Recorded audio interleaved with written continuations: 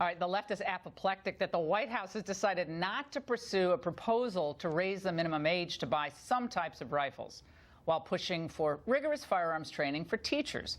Let's discuss the merits of these ideas with Fox News correspondent at large, Geraldo Rivera, and former Secret Service agent Dan Bongino, who is a contributor to NRA TV. All right, Geraldo, what up with this? I mean, the president came out early on and indicated that, he'd be in favor of raising the age to buying these weapons, and conservatives were screaming about it, but now it doesn't look like anything's going to happen. Well, I was profoundly disappointed by the president's vacillation on it. The last time Dan and I debated was the 17th of February, and that was at a dinner with the president at Mar-a-Lago, where I suggested raising the age so that it was at least as hard to buy an AR-15 as it is to get a bottle of beer in Florida. I want to congratulate the students of Parkland High School. I want to congratulate Governor Rick Scott. Florida did pass the raising the age limit from 18 to 21, also a 3-day waiting period and some banning of bump stocks and so forth.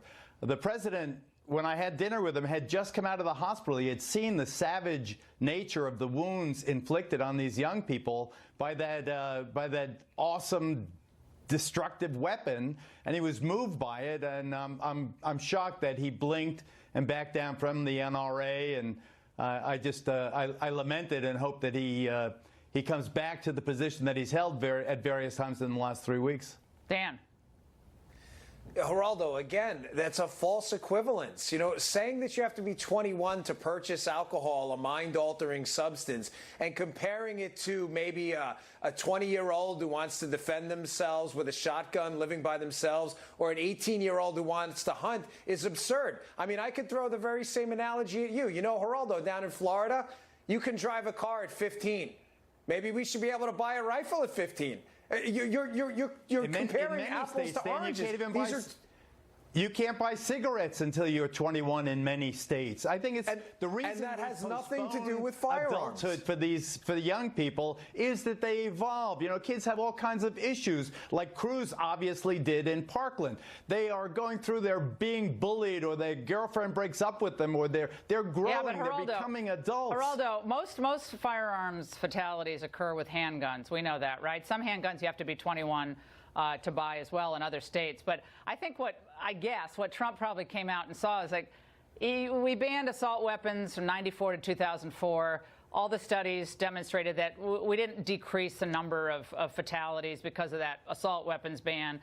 And I think when he looks at these measures, which sound good, I mean, the Justice Department, Institute for Justice, actually did a comprehensive review after the assault weapons ban, and they weren't being pro or con. They just said it didn't really have an effect. So I think the president, the emotional moment, I agree with you. I think he probably reacted to that. But after an amount of time, I think he probably said, there's a lot we could do to prevent this beyond going to the quick legislative fix. And I bet that's where he came down. But Geraldo. I just think that the NRA is so awesome in its vindictive power that it can unleash on anyone, that the president was even mocking many of the legislators in that meeting, saying, you're afraid of the NRA, you're afraid of the NRA. I'm the only one who's not afraid of the NRA. And guess what? When he had those series of meetings with the NRA folks, he changed his position on it. Why? I think that there's a direct correlation between the pressure the NRA inflicts on any elected official and their actions. It is something that's very, very depressing, particularly when the people want change. The majority, if you ask about, these various surveys taken, everybody wants change. It's a very small minority that have Dan's position. I think you could say the same thing about the power of Planned Parenthood and the Democrat Party, too. There's no room for the debate there, and there's a lot more mortality involved with Planned Parenthood on an annual basis of 325,000 babies were aborted. But Dan, you can wrap up. Yeah, Geraldo, listen, I'm running with about 4,999,999 more people in the NRA. You may have missed their numbers, but it's about 5 million Americans, and probably a lot more who think they're members of the NRA. You know, to say that this is some kind of small group like it's the Empire from the Star Wars series is utterly outrageous. The NRA's power is in that 5 million people show up and vote for their Second Amendment right to defend themselves. Wait until Talking the about it like millions it's of some gang children on Long march Island is on March ridiculous. 24th. Wait guys, until the march of God all bless those 'em. children for change. You'll see a march. All right. God bless 'em. Welcome We'll to be do it. covering it, that's for sure. And by the way,